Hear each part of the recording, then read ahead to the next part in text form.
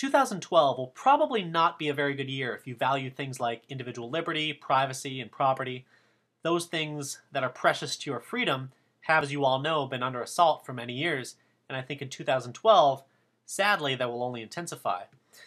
However, 2012 will be a great year if you're a politician, a government executive, a member of the Federal Reserve, or pretty much anyone else who's protected by the violent and, yes, murderous and seemingly ever-present arm of the state. If there was ever a time for them to intensify their killing and looting, it is now. Because we all know when the lights go on in the house you are robbing, you will quickly grab everything you can and flee as fast as you can. And thanks to modern tools like the internet, the lights are going on inside the minds of more and more people who have previously been enslaved by the vicious words of our tax slave masters. This is why the internet and the communication it allows, I think, will be a prime target by governments in 2012. Nothing would appeal more to those who wish to control us than imposing control over our newest freedom, our newest frontier of communication. Just like the largely anarchic freedom of America's Wild West, the government is literally chomping at the bit to regulate and control what is currently beyond their regulation and control, like an abusive, overbearing parent trying to reach into the life of a grown child who has lost their trust a long time ago.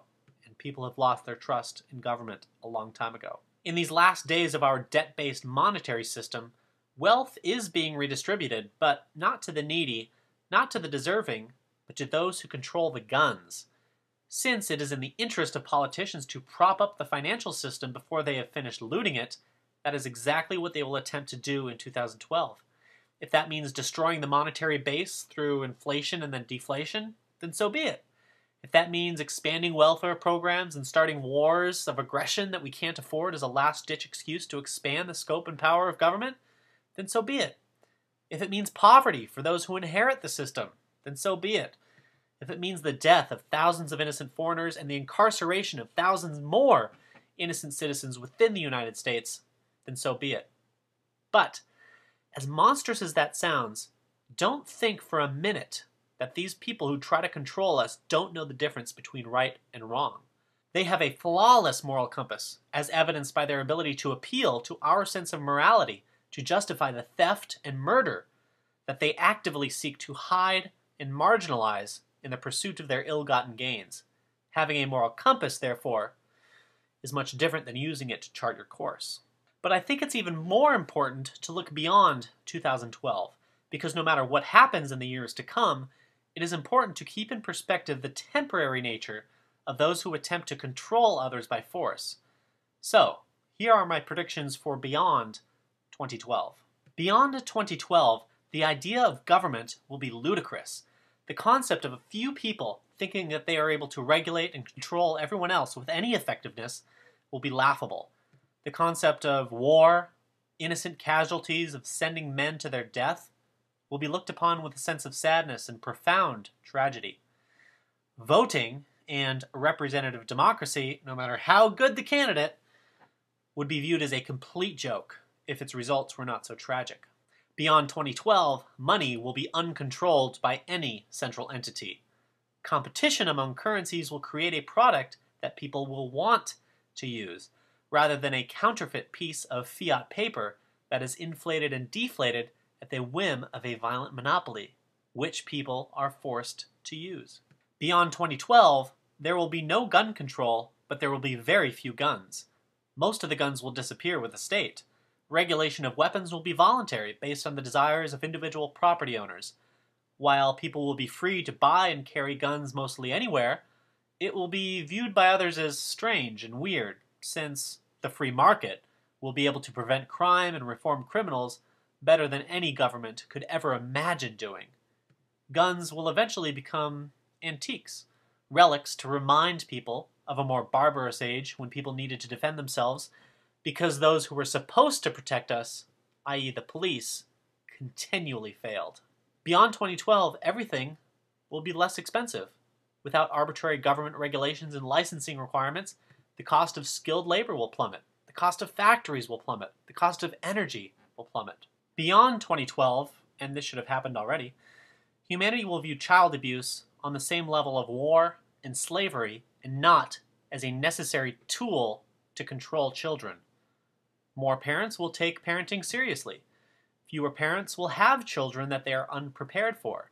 More parents will prepare for parenthood by taking classes and becoming more educated. Fewer children will be given psychotropic drugs, by the state of course, which hamper their mental development and potential. Beyond 2012, children will be seen as having the same rights and protections as adults. Beyond 2012, religion will dissolve and dissipate under the fire of reason. I think religion will be portrayed in history books as a means of control over people who are only curious about their origins and their future. However, it will be understood that knowledge can only be acquired by scientific investigation, and that if something like God is ever discovered, it won't be supernatural. Finally, Beyond 2012 will bring us technological marvels that the best science fiction writers of our day can't even imagine. When the government gets out of the way of those who innovate and produce, innovation and production will flourish like a tree that has seen sunlight for the first time. With no government for oil companies to bribe, alternative energies will be discovered. With no government for drug companies to bribe, healthier alternatives to damaging drugs will keep people healthier and enable them to live longer. With fewer regulations, car companies can give consumers what they want and develop faster and more efficient methods of transportation. With no government, antiquated industries won't be protected from obsolescence. The recent innovations in computers and electronics has been made possible only because it's largely outside of the sphere of government control. When the governments of the world put down their arms permanently, we will see unprecedented innovations in every sector of the economy that will grow, challenge, and unite humanity as never ever before. And if there is some kind of free, unlimited energy source that we can tap into, we'll discover it. If there's life beyond this planet, we'll discover it. If there's life outside of, beyond our bodies, we'll discover it. But one thing is for damn certain, that we won't discover it with a gun pressed to our head, demanding our sacrifices. We certainly won't discover it under the guise of duty and patriotism. We'll discover it because we're finally free. Happy New Year.